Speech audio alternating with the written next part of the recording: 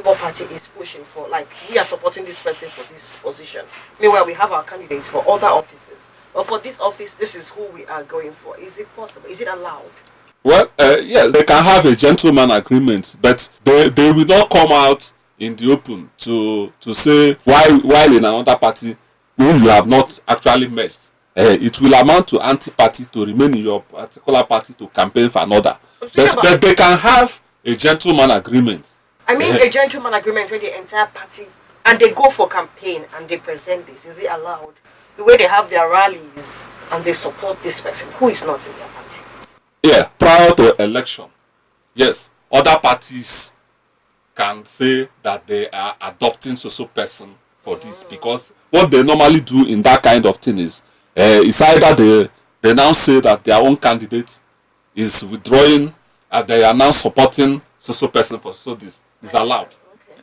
It's allowed. Right, and so I'm just looking at the possibility of the leadership of the party saving the day, because you talked about individualism. Where does the party leadership come in here? All we have seen is candidates in the last election making suggestions. It would seem that the parties are nowhere to be found, or they make statements every now and then. But in terms of supporting the, would I say, noble ideas of these individuals, where can the party help it to scale through? I mean, when you look at what has transpired so far in terms of checking the perceived excesses of the ruling party, in terms of how much is budgeted for certain things, they have been nowhere to be found. And so I'm just they will lose their voice. Yes, and people are looking at a higher cost of bringing a bill, causing for electronic voting. But just for the sake of discussion, where can the leadership of the parties be useful in this regard to check individualism? Yes. Since Atiku muted this idea, you see them making some statements and what have you. No one has actually initiated any move for physical meeting, rubbing minds among these parties. Sometimes also you see the leadership detaching itself actually from certain realities of the moment that they are supposed to take seriously, and at the end of the day it will come back to haunt them. The leadership should actually drive this process. And by now, they wouldn't remain in the level of, we can welcome such measure, we can work with this and that. They would have followed it up with further discussion, knowing that the party leadership, when they discuss all these things, they begin to think about power arrangements, knowing that it is better to drop every other thing I will get personally towards getting the big deal, which is capturing that state power. Because they know that once they get that state power, every other thing will be added onto them, like the Bible said. If you look at the one you said, P2B the other day was talking about that ordinarily that Labour Party members at the National Assembly should reject this 160 million naira worth of vehicle. And immediately he finished that statement, some members of the party who are in Abuja were like, this man, what is he even talking about? So you find out that they don't meet, and sometimes also they don't believe in the same ideology, even when they are of the same party.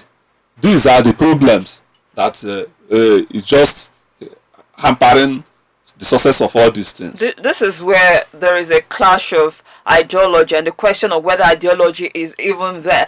But then again, the current ideology, if I'm to use that word, is the fact that there is no ideology in Nigeria. In Nigerian parties. We have to ensure that the democracy is effective. That's the agenda right now, for a better democracy. And I'm just wondering if you think that maybe the leadership is not that effective. Atiku himself, he has a larger than life image. I don't know why he doesn't deploy it as much as he should deploy it. The Atiku we know is somebody who likes to do things from the background. He doesn't galvanize, if I'm to use that word. Someone like Tinubu will be in the field to see things.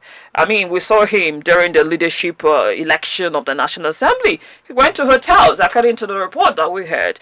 You know, he goes to the field. Obi just has goodwill. Okay, people, because they like him, they just support him. But doing the legwork, I mean, he said it, but what else did he do after telling them to reject? Yes, sir.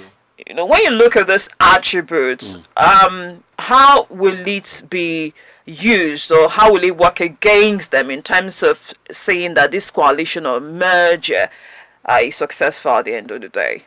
It's very, very clear already that it's working against them.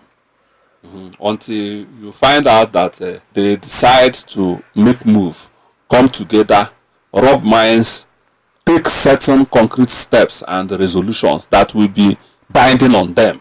For them to realize that if we continue this way, we are not getting anywhere.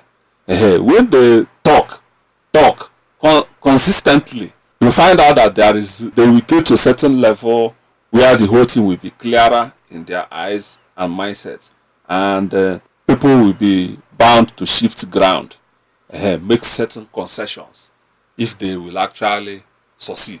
But if they don't do that, like some people will say that Obi is just enjoying himself. I will talk in public forums like that, but he's not actually building a structure for the party. Sometimes you see it, and it looks like they're saying is it his nature, or he's trying to tread carefully because of possible label of dictatorship? Not which kind of dictatorship? He should be a leader, and the leader should build people and build party as well. It's not nothing like dictatorship there. After all, you don't need to compare them, but he need to sell that his ideology to them, for them to also key into it. And they really form a movement that is actually effective, not more like a loner. After every you get street credibility and it ends there. No. That's not the way to go. That's not the way to go. But as you have advisors who are telling him that is not the way to go, and they put in work so that it doesn't become a quick come, quick go thing. Because that is what it's beginning to look like. I mean, we already have the party having sections, or did I say factions, and so it looks like this rave of, for the want of a better word, the one-hit wonder thing. If they're not careful, that is what I'm afraid it may eventually be. And so I am wondering, in the coming days, are they going to be firm enough for even anyone to consider them serious enough to merge with them, or to collaborate with them, or maybe to adopt a candidate from that party? I'm not part of them. All we are doing is conjectures, the best, and pointing out what the right thing they should do, which is that beyond those rhetorics, beyond those things they have said, they need to take a further step. Let them come together, rub minds together, see how they will fashion out the way forward, and walk the talk. Not just you say it will generate a subject of it becomes a trending topic, and you people will not do a follow-up legwork and other things involved. So at the end of the day, nothing becomes exercise in futility, and the next election cycle, the ruling party will even balkanize them the more. For those people who think it's merger of some sort, and I'm just wondering, what stake does Atiku still have? One would actually think that this should be the last race for him. But things, some people are also mumbling that he could be interested in 2027.